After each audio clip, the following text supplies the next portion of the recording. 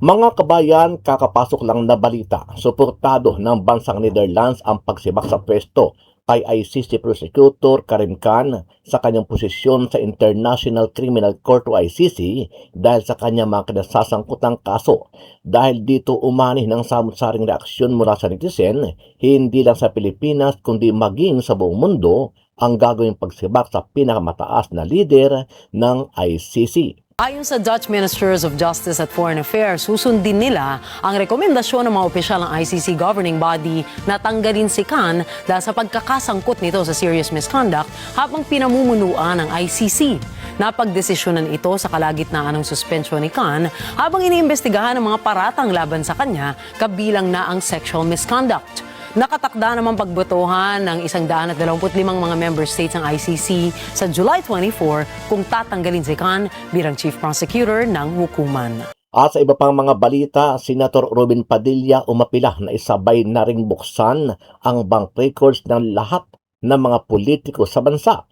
Ito ang naging panawagan ni Senator Robin Padilla matapos niyang tutulan ang naging pasya ni Presiding Officer Senator Chis Escudero na aprobahan ang paglabas ng sabina para sa Bank, Bureau of Internal Revenue o BIR at Anti-Money Laundering Council o AMLAC na records ni Vice President Sara Duterte at ng kanyang asawang si Atty. Manasseh Manscarpio. Bagamat nagpahayag ng pagtutol sa desisyon, umapela si Padilla na kung bubuksan ang records ng isang opisyal, dapat isabay na rin ang bank records ng lahat ng mga politiko sa bansa.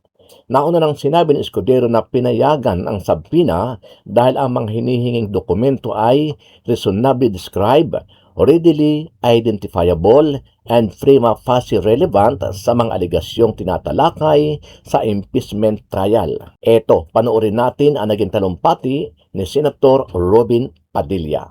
Ganito rin ba ang ginawa nila noong may impeachment kay Presidente Bongbong Marcos?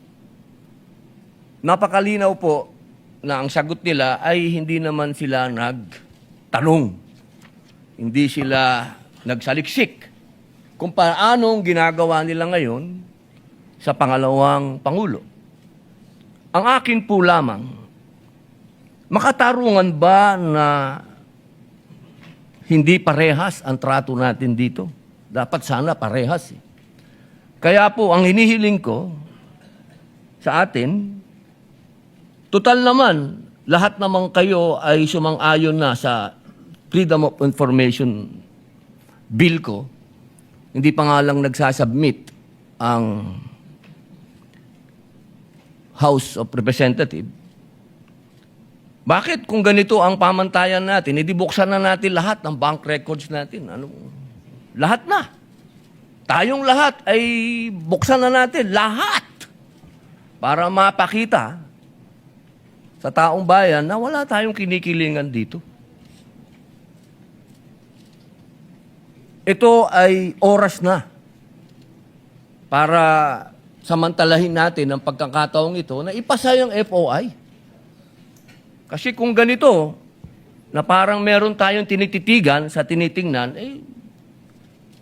hindi maganda ito para sa taong bayan. Tandaan po natin, pantay-pantay tayo sa harap ng Diyos at ng batas.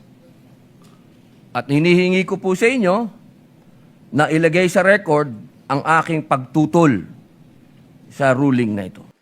Aming mga kasama, ako po'y humihingi ng paumanhin sapagkat dito pong nakaraang linggo, lumabas po sa mga balita na may aligasyon na ako daw po ay hindi sumusunod sa batas. Ito po ay nakalulungkot para sa isang senador, sa isang senator judge, ang masabihan na hindi sumusunod sa batas. Samantalang nung tayo po ay merong mahal na saksi dito, pinaalala po natin sa kanya na harapin ang batas. Noong nakaraang linggo, ang atin pong kaibigan na ombudsman, ang sinabi po ng mahal na ombudsman na ako daw po ay hindi sumunod sa kanilang pasabi na mag-file ng aking counter affidavit. Nakakalungkot po ito sapagkat hindi po ito totoo. Inaamin ko po sa inyo kung ICC lang, hindi po talaga ako susunod. Hindi ako magpapasakop sa ICC. Pero dahil ginagalang ko po ang ombudsman, dahil siya po ay aking kaibigan na itinuturing, dahil nagkaroon na po kami ng napakahabang kwentuhan sa aking opisina nung siya po ay kalihim ng hustisya, nag-file po kami. Ito po, hawak ko po ang original. Dahil sa akin po, importante ang original. Ito po ang original, nakalagay po dito. Nag-file ako. Nakalulungkot po na pati ang media ay nakikisama sa ganitong klasing propaganda na ang isang senador ay hindi sumusunod sa batas. Isang senator judge. Ito po, maaari ko po kayong bigyan ng kopya, mga mahal kong kasama, para mapatunayan na hindi ko po kayo ilalagay sa kahihiyan. Ako po ay nag-submit ng aking counter affidavit.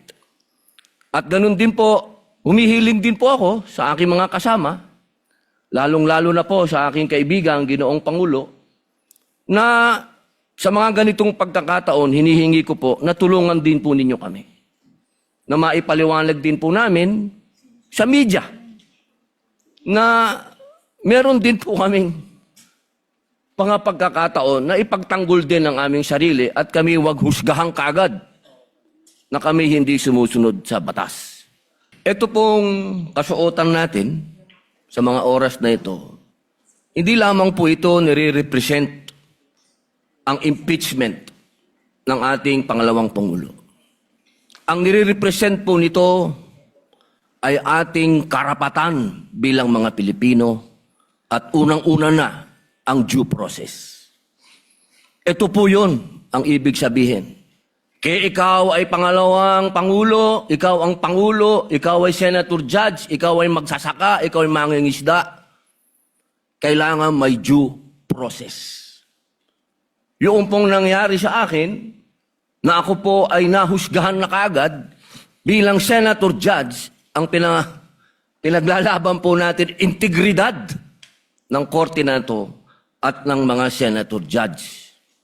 Kaya sana po wag nating kalimutan na ang bawat Pilipino ay may karapatan, lalong-lalo na sa usapin na ikaw, ako, sa oras na ito, ay Senator Judge. Yun lamang po, napakaiksi lang. Due process, mga mahal kong kaibigan, mga mahal kong kababayan, maging prosecution, maging defense, sa ating lahat, wag nating kalimutan, pantay-pantay tayo sa batas. Maraming salamat po.